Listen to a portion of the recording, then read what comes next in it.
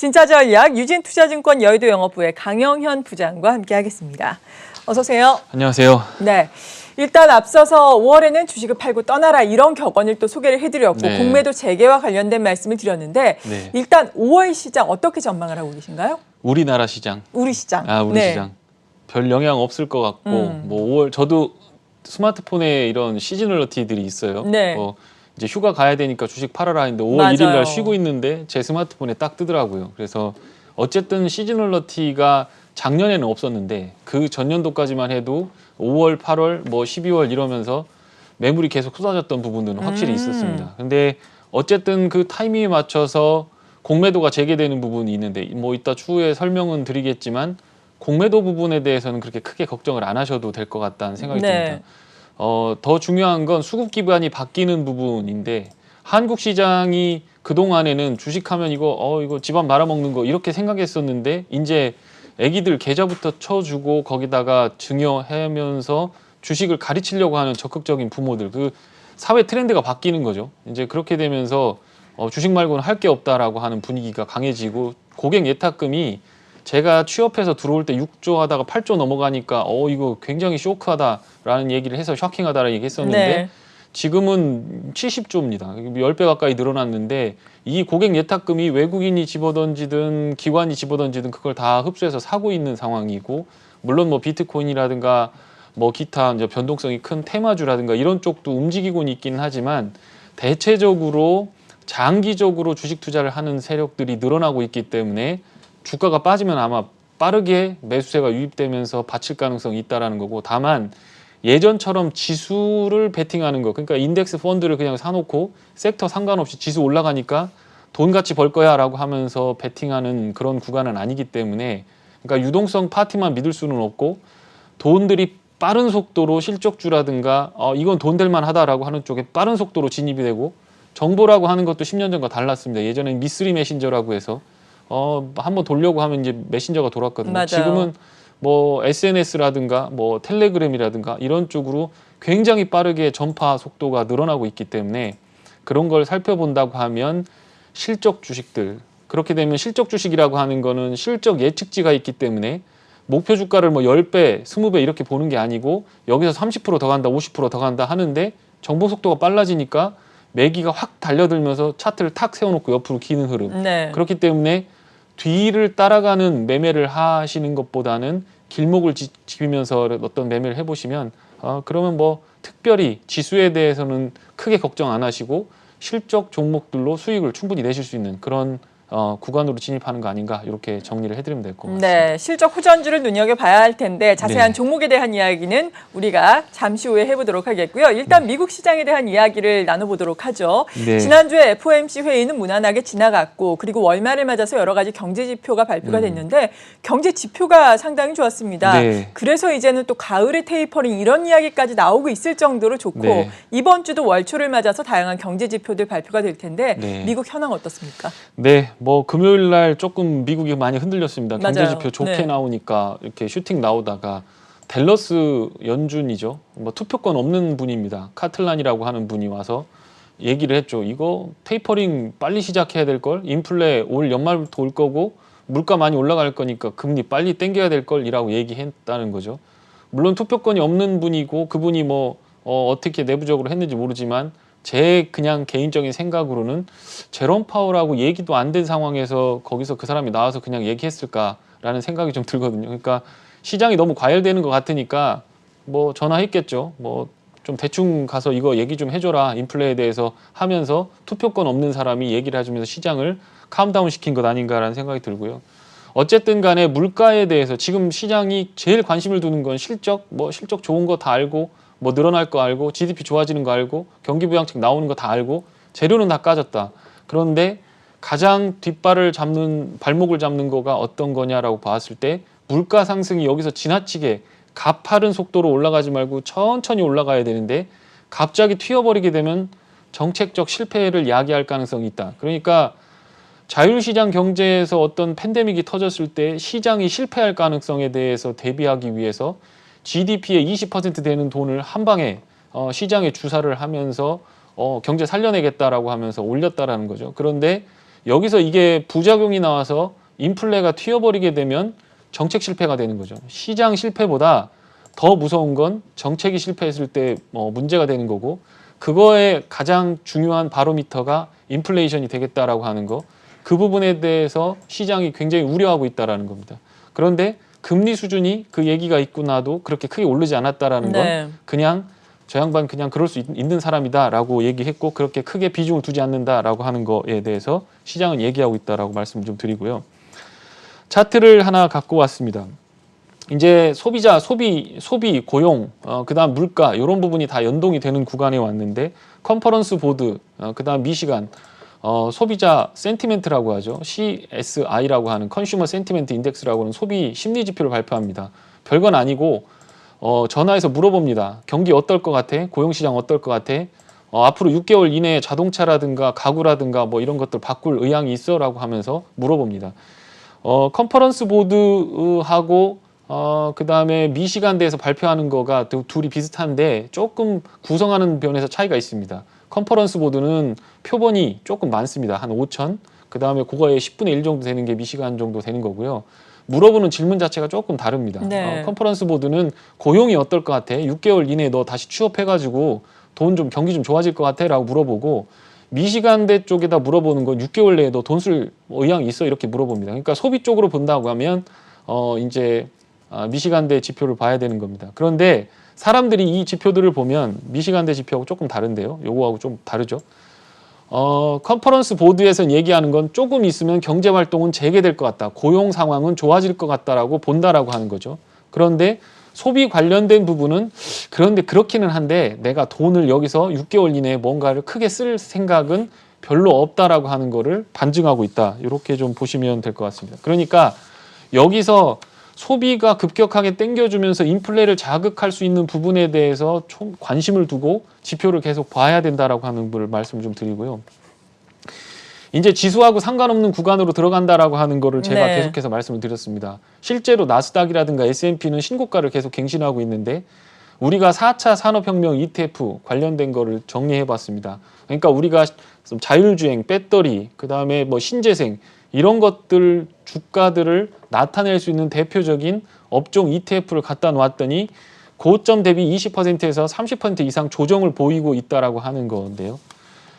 그러면 지수는 왜 올라갔느냐라고 봤을 때 이제 팡만, TM, 이제 팡은 다 아실 테고 페이스북, 애플, 아마존, 넷플릭스, 구글 이런 것들이고, 테슬라에다 마이크로소프트를 붙이면 이제 이렇게 되는 겁니다. 뭐 여기에 테슬라하고 구글 차트는 빠졌는데 이 대형주들, 그러니까 현금을 갈퀴로 긁듯이 이렇게 돈을 많이 긁어가는 그런 기업들은 자사주 매입하고 주식 소각하고 실적 발표 좋게 나오니까 지금 떠 있다라는 거죠. 그러니까 요 두 개의 차트를 보면서 정책 담당자는 여기 4차 산업혁명 ETF 쪽으로 돈이 몰리면서 이쪽 산업을 부양하고 싶은 거죠. 뭐 네. 신재생, 수소차, 자율주행, 배터리 이런 쪽으로 해서 미국의 경쟁력을 글로벌 1위로 끌어올리고 싶어서 돈이 이쪽으로 가야 되겠는데, 이건 주가가 지금 빠지고 있고 기존에 20년 동안 잘해먹고 있던 대기업들이 계속해서 돈을 많이 벌고 그것들이 주가를 부양하고 있다는 거니까, 거기서 그럼 이거를 돈을 어떻게 이쪽으로 옮길 거냐라고 하는 부분에 대해서 고민을 할 겁니다. 그러니까 독과점 금지법 살살 만지면서 법인세 인상시켜서 요것들에서 돈이 빠져서 요쪽으로 가게끔 하는 흐름을 만들어드리려고 하는데, 그게 지금 잘 안 되고 있는 상황이다. 이렇게 좀 보시면 될 것 같습니다. 그러면 소비 관련된 부분에서 이런 것들이 다 겹쳐지는 거죠. 그렇게 된다면 그동안 대형주들이 나스닥을 지지하고 있었던 상황에서 정부 정책은 그거를 좀 부러뜨리고 신재생 쪽으로 옮기려고 하는 상황이 만들어지고, 소비 쪽에서 본다고 하면 아직 컨빅션은 없는 상황인데 물가는 2012년 4월 수준까지 이미 튀어 있는 상황이다. 그러니까 국채시장에서 국채금리를 반영한 부분은 국채금리에다가 물가를 반영한 부분은 이렇게 2.4%까지 튀어 있는 상황이다라고 하는 겁니다. 그러니까 시장을 지수를 보고 잘못해서 윗방향으로만 계속 나이브하게 보다가는 잘못해서 팡만이라고 하는 주식들이 확 밑으로 내려오게 되면 주식들은 크게 빠질 가능성도 있어 보이는 구간에 진입했다. 이렇게 좀 보시면 될 것 같고요. 네. 어쨌든 간에 제 생각은 그렇습니다. 이 시프트를 만들기 위해서 뭐 정부가 의도하는 대로 고용을 창출하고 신재생 에너지, 뭐 탄소 배출권을 억제를 하고 그 다음에 경기 부분에서 파급 효과를 높이기 위해서 새로운 산업들, 글로벌 경쟁력을 갖기 위한 새로운 산업들을 부양하기 위해서 정부가 취할 수 있는 정책은 정해져 있다. 팡만, TM이 가지고 있는 시가총액을 좀 줄여서 이쪽으로 옮기는 흐름들을 만들어내려고 할 가능성이 있기 때문에 그런 노이즈에 따라서 시장은 잠깐 흔들릴 가능성은 있겠다. 이렇게 좀 정리해드리면 될 것 같습니다. 네, 그렇군요. 그렇다면은 이번 주에는 앞서 말씀드린 것처럼 이번 주에도 주요 경제 지표들 많이 발표가 되잖아요. 네. 어떤 것들이 발표되고 시장에 또 어떤 영향을 미치게 될까요? 인플레이션 논란을 가중시킬까요? 네, 그래서 저도 굉장히 고민입니다. 예. 뭐 고용 지표라고 하는 거는 사실 우리가 통계로 받아볼 때까지는 한 6개월 정도 걸립니다. 물가라고 하는 것도 뭐 예상을 얘기하지만 네. 예전에는 그랬어요. 물가 안 오른다. 맞아요. 전문가들이 대부분 그랬어요. 그렇게 하고 물가 좀 오르니까 이제 물가 올라도 금리는 안 올릴 거야라고 하는 건데 그렇죠. 인플레 지표가 탁 튀어버리니까 정책 금리는 뭐 제로 금리로 묶어놓고 있는 상황에서 인플레를 반영한 금리까지 보인다고 하면 실제적으로 마켓 금리는 이미 인플레를 반영해서 튀어 있는 상황이고 뭐 부동산이라든가 주식이라든가 이런 거에 영향을 미치고 있는 상황이다라고 하니까 결국엔 다시 내려올 거야, 제자리로 내려올 거야 이렇게 얘기를 하고 있거든요. 그러면 그게 과연 그럴 것인가에 대해서 미리 짐작해야 됩니다. 경제 지표를 받아보고 나서 성적표를 받고 나면 이미 늦기 때문에 그럼 어떻게 될 것인가에 대해서 생각을 해봐야 될 것 같습니다. 그래서 제가 예전부터 띄워드린 원자재 관련된 네. 부분, 뭐 원자재는 다 선물이죠. 요거 보시면 요 빨간색으로 된 부분이 원자재입니다. 더 올랐습니다. 뭐 구리 가격 사상 최고치 튀고 있고 밑에 있던 니켈, 뭐 원자재 가격 다 튀고 있습니다. 그러면서 결론적으로 증시에 나타나는 현상들은 중장비 회사들 주가가 잘 가는 거죠. 포장 덮어놓고 닫혀있던 광산 문 다시 열고 포장 걷어내고 중장비 밀어놓고 채굴들을 하니까 중장비 회사들이 잘 나가는 거겠죠. 여기 밑으로 빠지고 있는 이런 것들은 달러 인덱스입니다. 이걸 왜 가져왔느냐면 미국 입장에서는 달러 인덱스가 빠지면 환율이 우리나라 보면 환율이 올라가는 효과가 나오는 거죠. 그런데 원자재 값은 올라갔습니다. 그러니까 수입하는 물가는 상당히 튀고 환율은 또 환율이 이제 자기들 돈 가치가 없어지기 때문에 물가가 올라가는 수준을 반영할 수밖에 없는 건데 이 원자재라고 하는 부분은 사실은 선물입니다. 뭐 3개월 후에 6개월 후에 이런 부분이거든요. 그렇죠. 그러니까 지금 구리 가격이 10,000불이다 그럼 3개월 후에 물가에 반영된다고 보시면 됩니다. 물론 그중에서 10% 정도만 실제 결제가 일어나고 나머지는 금융이기 때문에 다시 제자리로 내려오게 되면 괜찮을 수 있다라고 생각할지 모르지만 이미 지나왔다라는 거죠. 그러면 앞으로 6개월간은 지속적으로 물가에 도전을 받는 그런 시장이 될 가능성이 있다라고 하는 부분입니다. 미국의 소비 여력에 대해서 이제 질문을 해봤습니다. 국민들한테 질문을 해서 뭐 괜찮습니까? 재정 상태 괜찮아요? 돈 쓸 돈 있어요? 라고 물어보니까 지금 뭐 07년도에 55였는데 지금 19년도 말에 56이었는데 지금 57입니다. 07년도부터라든가 19년도 같은 경제가 좋은 상황보다도 소비 여력이 더 있다라고 나 괜찮아.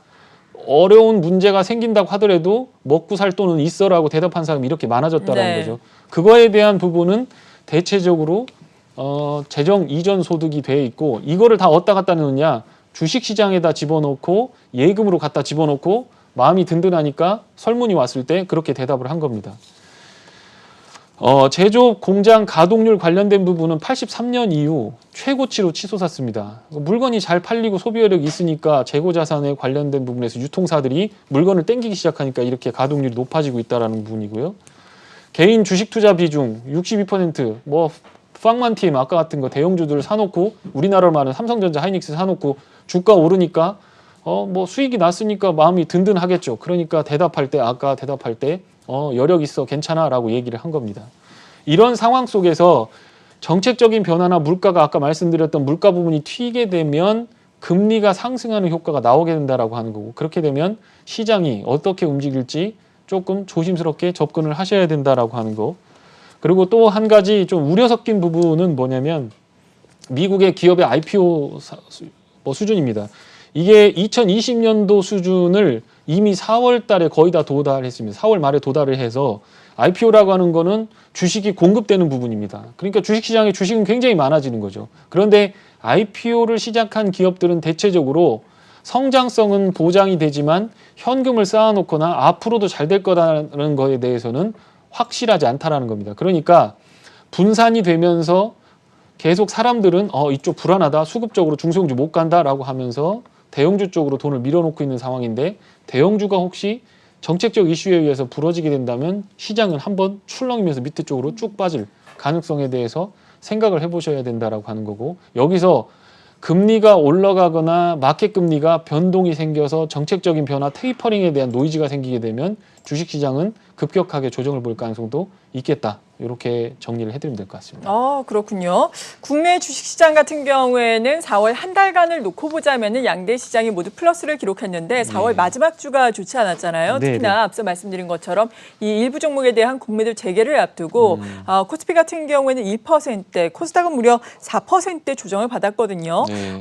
이번 주 이 공매도 재개와 관련해서 일부 종목들 타격이 불가피할 수도 있어 보이는데 어떻게 네. 전망을 하세요? 구체적으로. 네, 그 공매도라고 하는 건 주식을 빌려다 파는 건데, 이제 빌려다 팔고 주가 내리면 싸게 사서 갚으면 되는 거거든요. 그런데 공매도를 하기 위해서 그 전에 먼저 대우는, 그 전에는 대차라고 하는 것, 주식을 빌려야죠. 네. 빌려서 갖다 팔아야 되는데, 요거 빌리지도 않고 있는 척하면서 그냥 무차입으로 공매도 하면서 주가 막 부러뜨리니까, 그거에 대해서 불평하니까 금융감독원에서 그 제도를 개선하겠다라고 하면서 5월 1일 날 재개를 했습니다. 많은 수정을 해서 개인도 할 수 있게끔 만들어 놓고 했습니다. 근데 공매도를 할 때 좀 대주하고 요거 차이를 보시면 됩니다. 공매도 치는 세력들은 헤지펀드 세력들입니다. 그러니까 현대차, 기아차를 놓고 봤을 때 현대차가 너무 쏠려 있다라고 하면 현대차를 대차를 빌려다가 매도를 하고 기아차를 매수해서 요 차이가 적정한 수준으로 멀티플 15배 똑같이 받아야 되는데, 현대차는 20배 받고 기아차는 11배 받는다. 그럼 기아차를 사고 현대차를 파는 흐름으로 이렇게 조정이 되는 거기 때문에